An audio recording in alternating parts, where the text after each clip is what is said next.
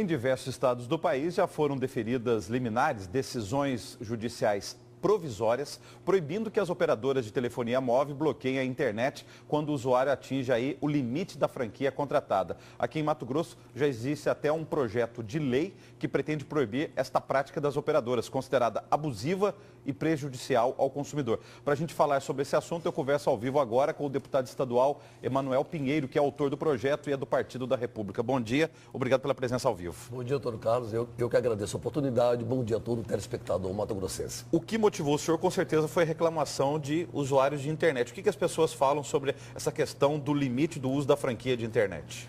Bom, o que motivou, Antônio Carlos, é o respeito e a defesa do direito do consumidor, que vem sendo lesado.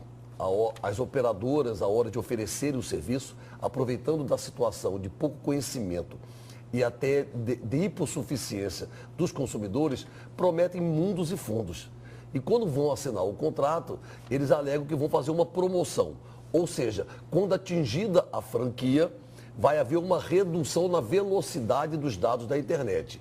O contrato não reza que vai haver a suspensão, o bloqueio dos serviços de internet quando atingido o limite de franquia.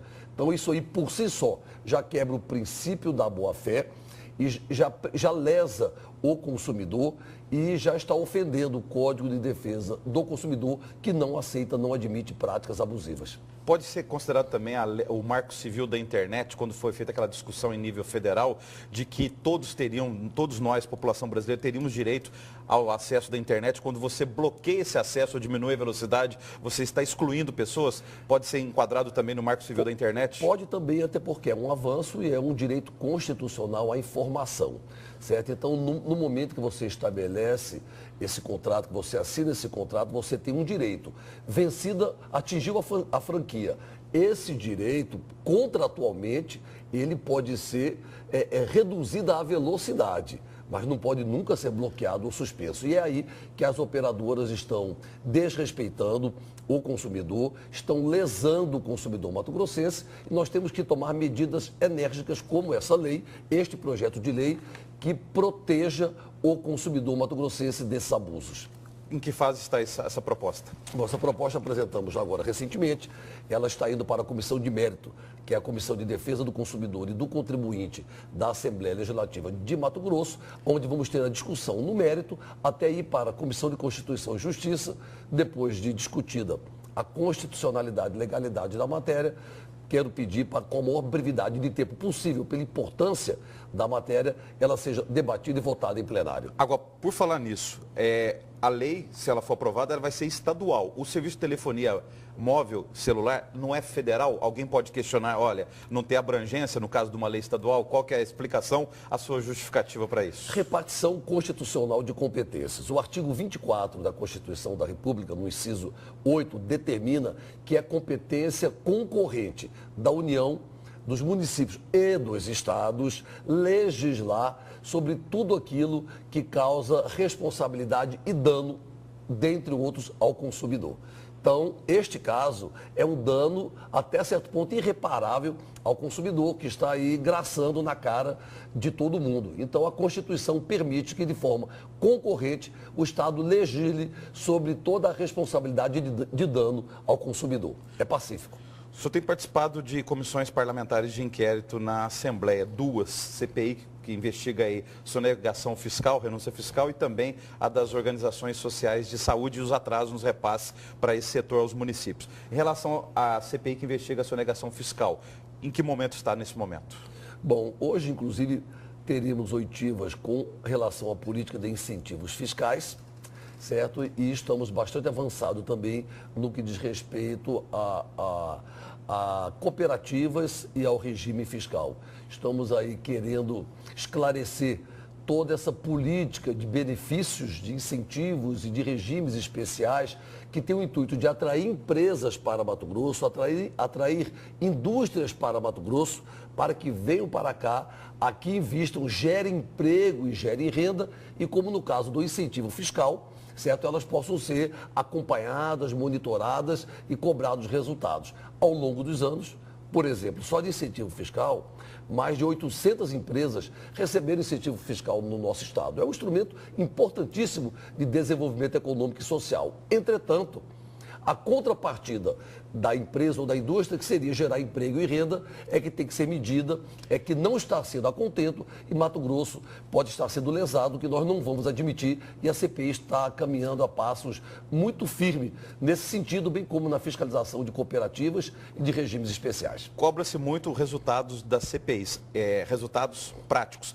Um desses resultados podem ser políticas públicas. O senhor acabou de dizer aí de uma ação do Poder Executivo que é a concessão desses incentivos fiscais. Isso. Quem que poderia controlar essa concessão, ou seja, esse incentivo fiscal? Porque não poderia ser o próprio Executivo que faz a concessão. Seria quem? Seria quem? Assembleia, Ministério Público, um outro órgão, Tribunal de Contas do Estado? Nada impede, a bem da verdade, pelo controle externo, certo? E pelo próprio interesse da sociedade. Pelo controle externo, o Tribunal de Contas já é obrigado a acompanhar e a fazer. Em defesa da sociedade, o Ministério Público já é obrigado a acompanhar e até a fazer. Não digo acompanhar, mas a fazer. E nada impede a Assembleia de, em parceria com o Executivo, fazê-lo. Mas a lei determina que o Executivo acompanhe sim. Até porque o Executivo é que concede, através do CEDEM, que é o Conselho Estadual de Desenvolvimento Econômico, e o CEDEM,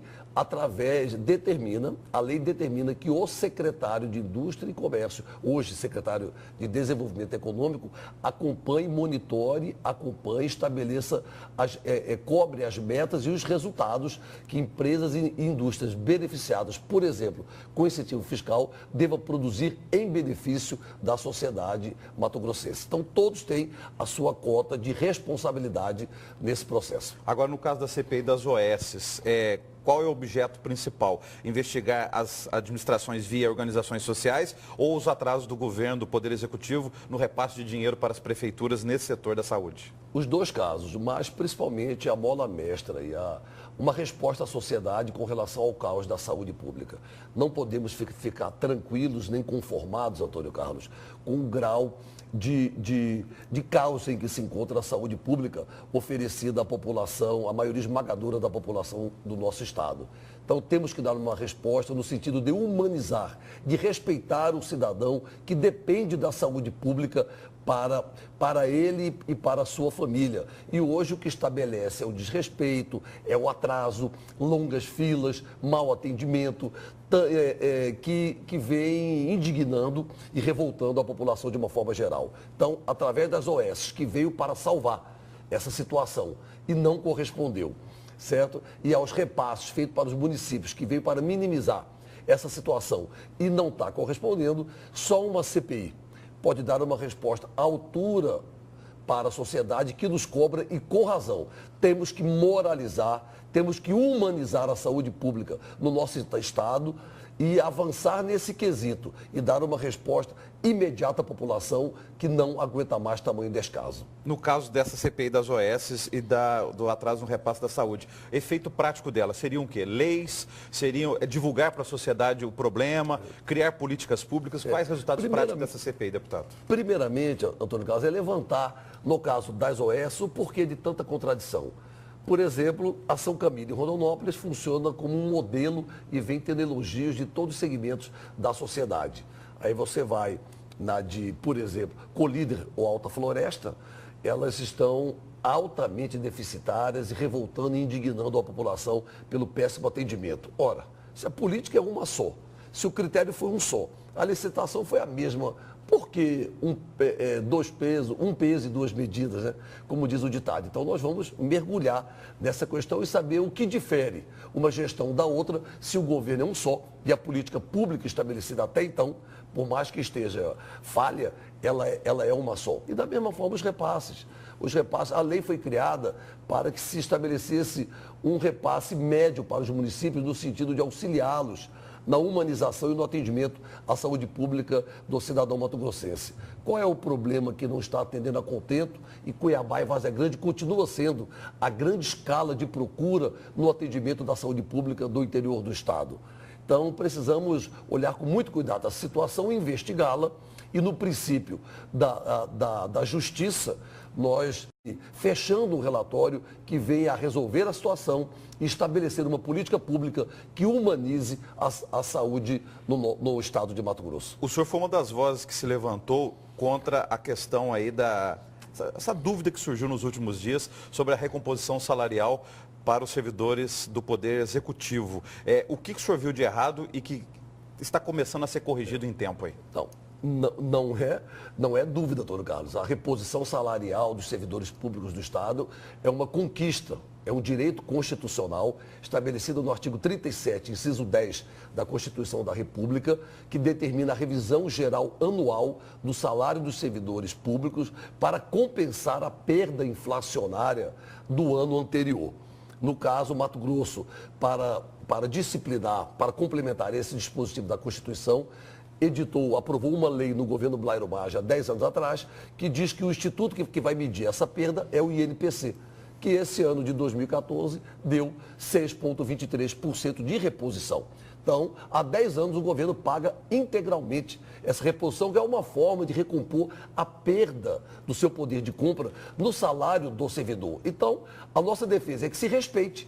E o governo, num primeiro momento, quis pagar só a metade, 3,11, e não assumir compromisso com a outra metade em termos de prazo e de data. Reagimos a esse desrespeito ao servidor público, mas graças a Deus o governo viu o equívoco, recuou na sua decisão e fez um bom acordo aí até agora, né? Um bom acordo com os servidores públicos, mas é preciso que atenda a todas as categorias que precisam ser contempladas, porque o princípio é a unicidade na reposição das perdas inflacionárias do salário do servidor público. A dúvida que eu citei é no caso, por exemplo, disso, de parcelar esse reajuste. Por exemplo, sindicalistas dizem que não, tinha que ser uma recomposição integral. É isso mesmo que a lei determina? É verdade, a lei determina uma reposição integral na folha do salário do mês de maio, que a data base é 1º de maio, que vai ser paga agora no final do mês, na semana que vem. O governo alegou que não tem dinheiro.